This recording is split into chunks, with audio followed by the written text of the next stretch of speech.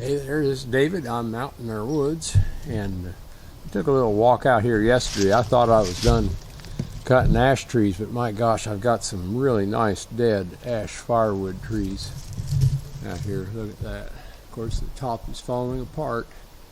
That's the dangerous part, but I think if I situate myself in the right spot when I cut them loose, I'll be okay. I've been kind of scoping them out. I'm going to drop this one first, and see, it's got a lot of dead stuff up there. I'm going to take it right toward that little maple there. I'm thinking I'm going to cut that little maple first to cut down on the amount of wood blowing back on me. There's a little 4-inch maple and about a 6-inch maple. I'm going to knock them down and then come back and cut this one, aim it right out there. That gives that crown a little more room to move as it goes. It will brush through that maple in the center there. It's going to brush through the right side of that crown. That may throw some wood back. And what I want to do is be over here on the right side of that, going out that way. And I should be pretty good. So anyway, I'm going to go drop those two little maples out there and come back and drop this one.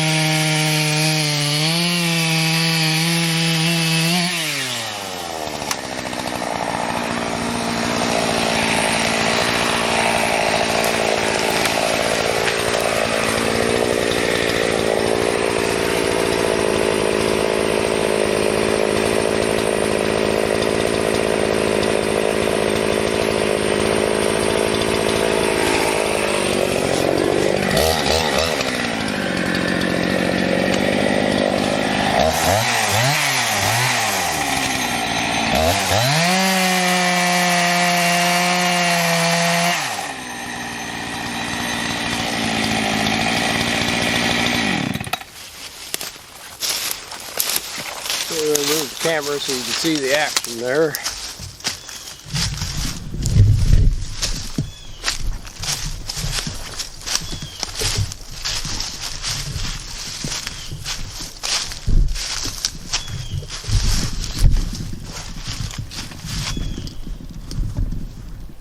There we go. that in a little bit. Zoom, zoom. There you go. Crank that up again.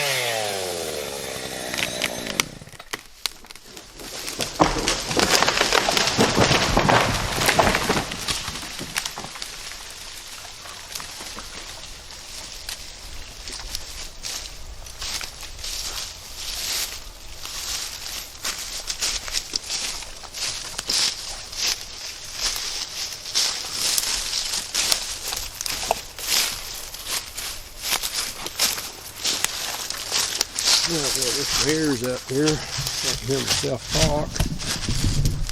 And that worked out pretty well. That maple's still standing, not a problem. And looking up, it did tear a limb off of that maple. Doggone it, I wish it hadn't done that. Rats. Oh well.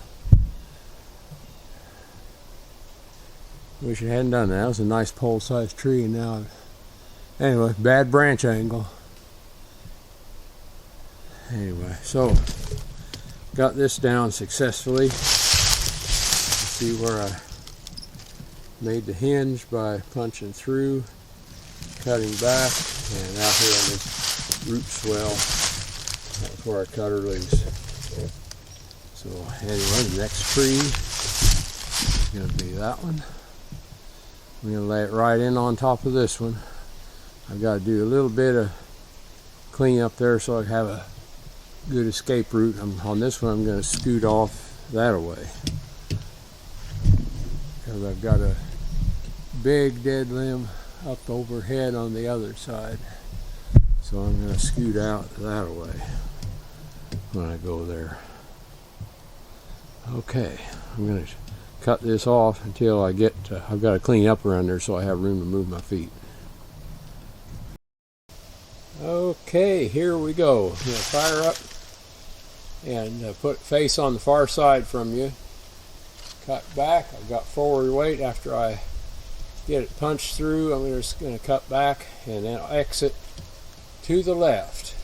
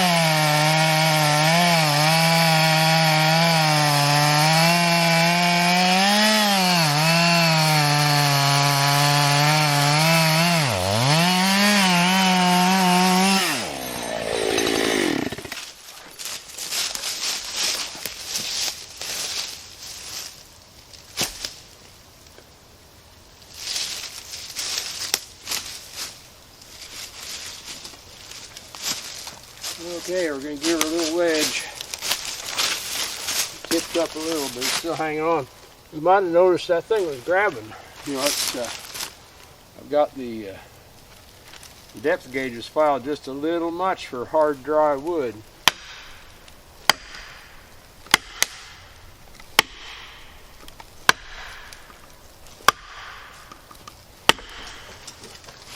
There she goes.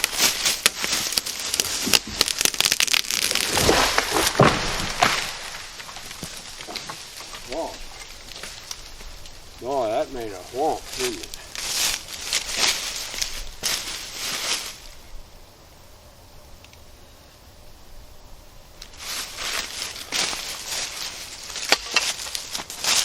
Then we'll go up here and take a look at that stump.